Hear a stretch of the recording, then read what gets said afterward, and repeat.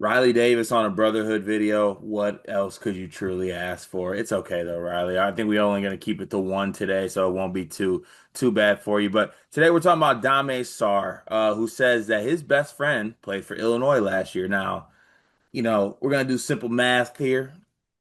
Kasparis who also played for the Barcelona team, played with Dame Sarr, and called him his best friend too, which is kind of interesting to know there. He said that he watched Duke versus Illinois last season, and I quote, "Yeah," is what was said about that game. Now, if anyone knows about that game, Duke and Illinois was not particularly close. Riley, if you could please give me the score to that game, Yeah, 110 to 67. like For, points. yeah, 43 point dub for Duke. I saw this quote when Dame said, and yeah, and I was like, me too, Dame, me too. Those are my thoughts watching this, where, as a Duke as a Duke hater, even. You watch them just roll through the ACC slate and they're beating teams by 30 every night. And they're kind of doing this little thing where it's like a little cutesy. Oh, you're in the game. You're only down 8, 9 points.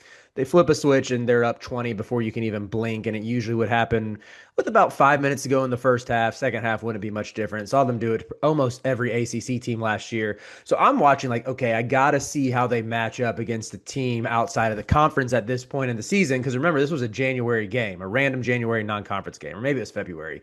But my hopes were quickly dashed, and it hit me that's like, oh yeah, this Duke team might just be special, and they're not just looking elite against the poor ACC. They're doing this to a top 20 Kim Pom team with 2 first round draft picks.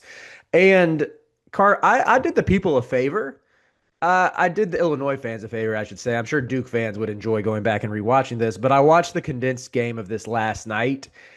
They picked on Ben Humrickhouse. They picked on Dame's best friend. Like they picked on everybody. They were just exposing that Illinois defense. They did not have the size, did not have the athletes. Like the first 3 possessions were pretty much Cooper Flag looking at Ben Humrickhouse and saying, like, I'm going to find a way to either attack you or or whoever you're guarding, I am going to set him up. Like they had Humrickhouse on Sion James for the first few possessions, and it was just like flag, drive, and kick to Sion James for three. Humrickhouse stood no chance.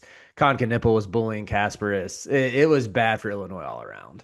Yeah, I mean, and look, Duke was a incredible team last year. Unfortunately, it fell short in the Final Four. At least, unfortunately for some, I might say. But it's funny because in the summer there was some Dame Sarr smoke to Illinois, right? And Right. they were feeling kind of good about it. It did not end up working out. The Dame Sarr recruitment took a couple turns here and there. There was a couple money terms thrown around here. I just find this quote funny because I think you get to a point where you try to get to that. You're like, oh, he saw that game last year and was like, oh, I'm gonna pick Duke over Illinois. When like, with all due respect to Illinois, it's Duke. Like Duke, I don't think there's gonna be many recruits that Illinois is going to beat Duke out for in a head-to-head serious competition. And also like I said it again. I don't want to sound repetitive, but like the Dame Sarr recruitment was so weird.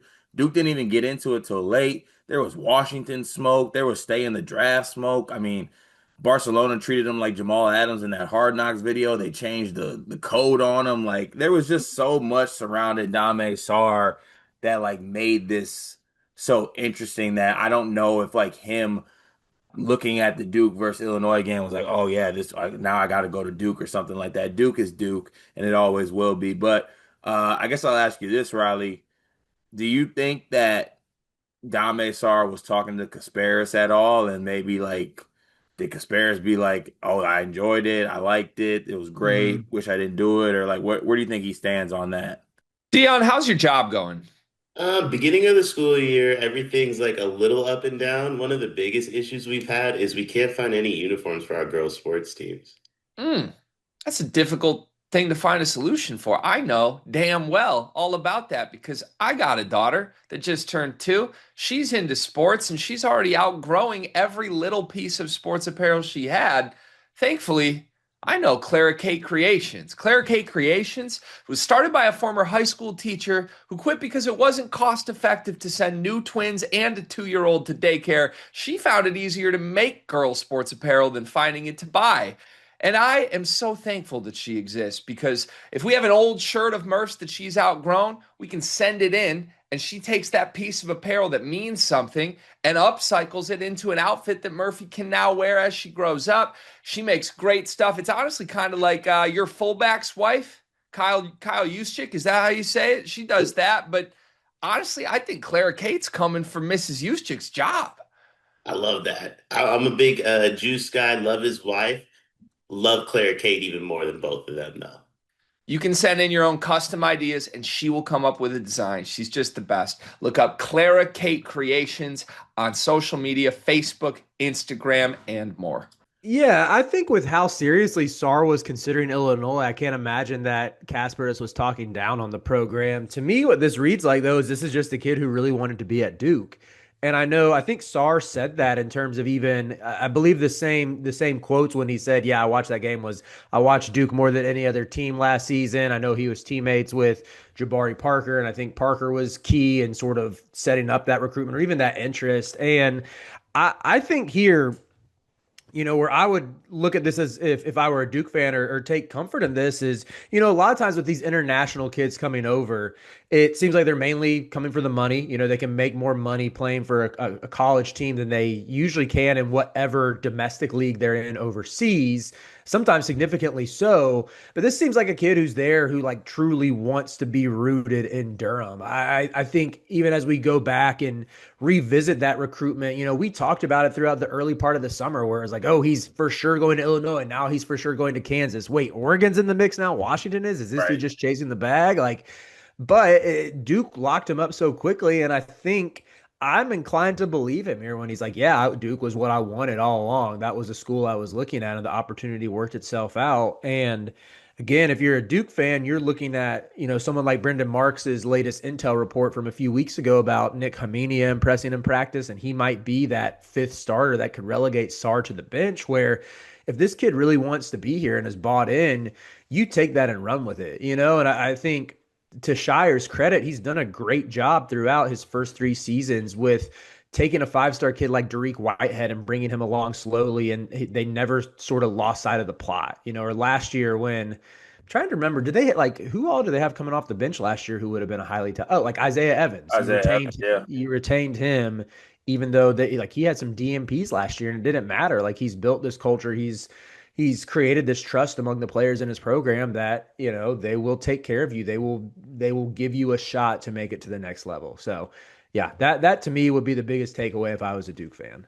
Yeah, and like for a player like Dame Sarr, I mean, this is a player that was flirting with the NBA draft heavy after that Nike Hoop Summit, and he's a guy that wants to get to the NBA. Like Duke put 3 guys in the top 10 last year, or in the lottery, whatever it was. So it comes down to the fact that I don't know if Illinois winning that game against Madison Square, against Madison Square Garden, against Illinois. Sorry, against Duke. Good Lord, man, get it together, Carter.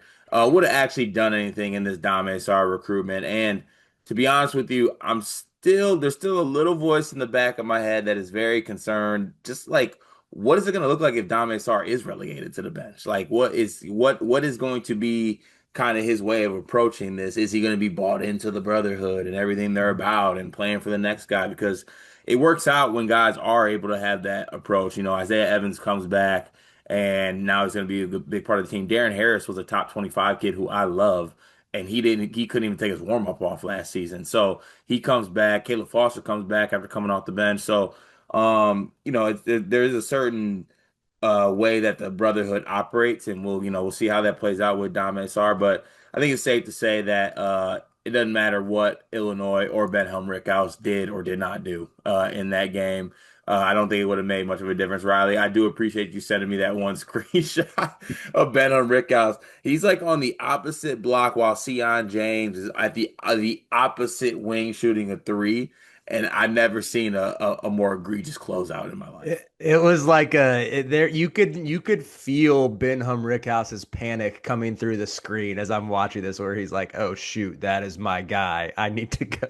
And it's like there's just no prayer of him closing out on it. But that, I mean, speaks to the brilliance of Cooper Flagg and the amount of attention that he commanded, because it's Flagg who collapses the defense and kicks out to James. And Yeah, poor Humrickhouse didn't stand a chance. But hey, what was y'all did a video on the Illinois? Yeah, Illinois is unbreakable now. Hum Rizzy year two. We got it. We're bouncing back. Yeah, Humrizzi's got a wristband on and a buzz cut. I have no clue what that is. But also the first highlight was him trying to punch on somebody and he missed. So don't know if that looked a little breakable. We'll say that for another vid. But I think Illinois is fine with their roster and where how it ended up playing out. They got Mahalo, they got Stojakovic. Stojakovic. Yeah. So I think they'll be just okay. And we'll see what Dame Sarr looks like with Duke. But an Can I give you? interesting quote from him on that one. I'll close this with my hot take. I said this like for this was back in June, I believe, when I was kicking off Riley every day and looking at the biggest storylines in the ACC. I said Dame Sarr is going to be the second best player on Duke.